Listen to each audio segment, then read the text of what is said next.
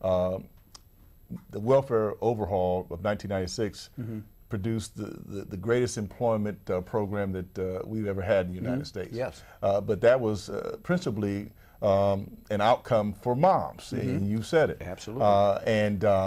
But during that same period of time, you know, a good colleague of ours, Dr. Ronald Mincy, you know, wrote a book called Black Males Left Behind, where he said that even though a lot of boats rose during that period of time, they didn't rise for black fathers, particularly low-income fathers with incomes less than $10,000 a year.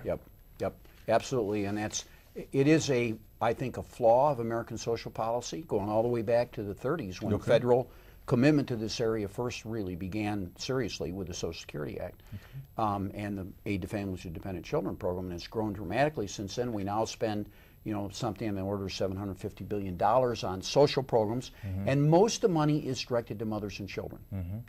Now, I think that has changed. We have seen this in, you know, in the last, say, I would say 15 years, thanks in large measure to the efforts of people like you and Ron Mincy, Joe Jones, Kirk Harris. I mean, there have been real movers and shakers out there that have pretty much forced, at least in Washington and a number of state capitals as well, to focus on low-income fathers. And so we are a lot more concerned about low-income fathers now, especially minority fathers.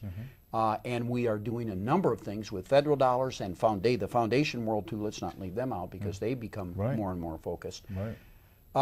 And I would say here's an interesting thing. I've been involved in child support for many, many years. I often visit state child. I was just in the child support office yesterday in Las Vegas, Nevada, and I visited maybe, you know, probably 15 or 20 over the years.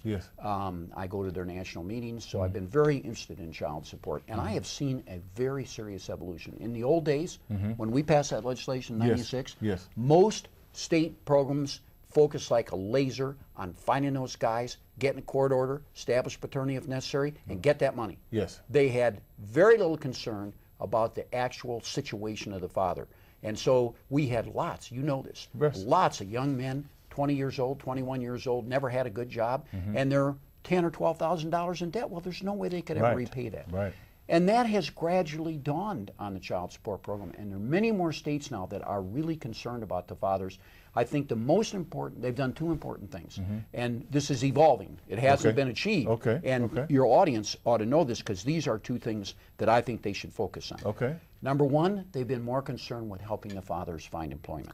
And that's, I think, the single most important thing. It is. So you have a program in Texas where they offer this